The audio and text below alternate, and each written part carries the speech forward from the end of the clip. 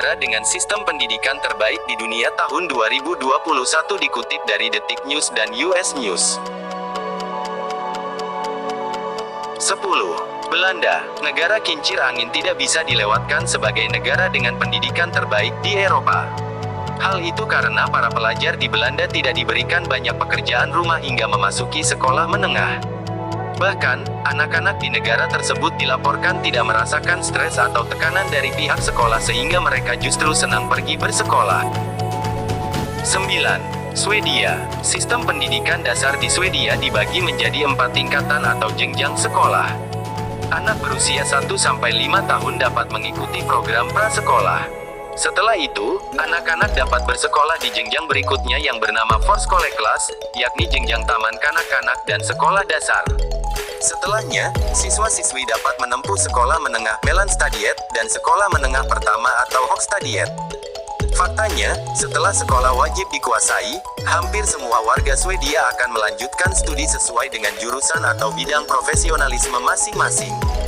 Dengan acuan standar yang jelas dan baku, pemerintah Swedia dapat dengan ketat menjaga dan mengontrol kualitas pendidikan mereka di mata dunia. 8. Australia.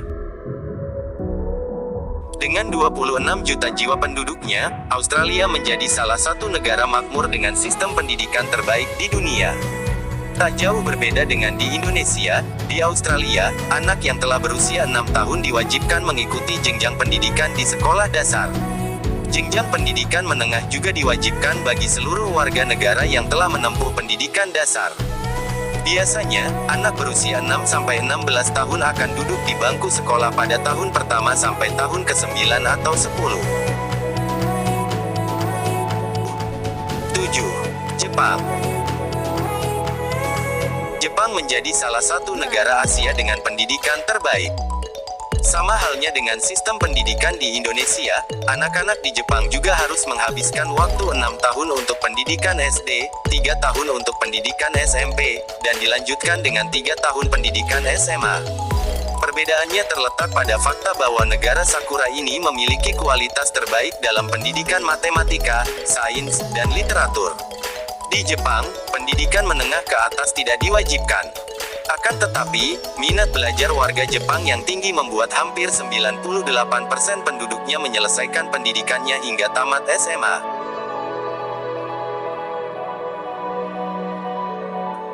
6. Swiss.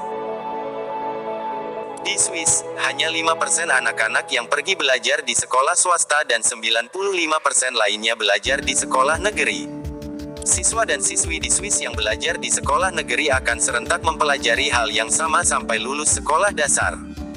Baru setelah memasuki sekolah menengah, para pelajar akan dikelompokkan berdasarkan minat dan bakat, agar bisa lebih fokus belajar.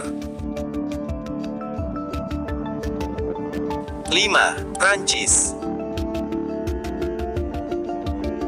Pendidikan di Prancis didasarkan pada kurikulum nasional dan diwajibkan dari usia 6 hingga 16 tahun, meskipun sebagian besar siswa menghadiri bentuk prasekolah dan banyak yang melanjutkan ke pendidikan tinggi.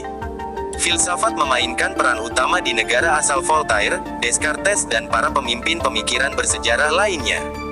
Setiap tahun, siswa sekolah menengah yang lulus mengambil bakalaureat, kualifikasi akademik yang diperlukan untuk mencari studi di universitas. 4. Kanada. Pendidikan dasar dan menengah di Kanada gratis dan wajib bagi anak-anak yang dimulai dari kelas 1, biasanya pada usia 5 atau 6 tahun. Konstitusi mendelegasikan wewenang sekolah ke setiap provinsi, tetapi kurangnya struktur pendidikan terpusat tidak terbukti merugikan.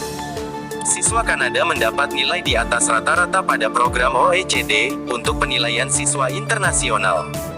Quebec mengharuskan siswa untuk menyelesaikan 2 tahun di sekolah profesional khusus sebelum masuk universitas, tetapi sebaliknya, standar umumnya sebanding.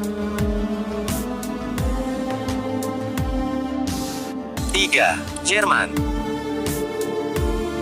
Konsep TK, atau transisi prasekolah sebelum pendidikan wajib, diperkenalkan di Jerman. Istilah ini diciptakan oleh tokoh pendidikan anak asal Jerman, Friedrich Froebel pada tahun 1840. Setelah menyelesaikan pendidikan dasar di 4 kelas, siswa Jerman disarankan untuk mengambil salah satu dari 3 jalur sekolah menengah berdasarkan prestasi akademik, gimnasium untuk mereka yang melanjutkan ke perguruan tinggi, Realschule, atau sekolah menengah, untuk karir keraputi, dan Hauptschule, atau sekolah umum, adalah untuk profesi perdagangan. Skor pada program untuk penilaian mahasiswa internasional berada di atas rata-rata dan terus meningkat, menurut Organisasi untuk Kerjasama Ekonomi dan Pembangunan.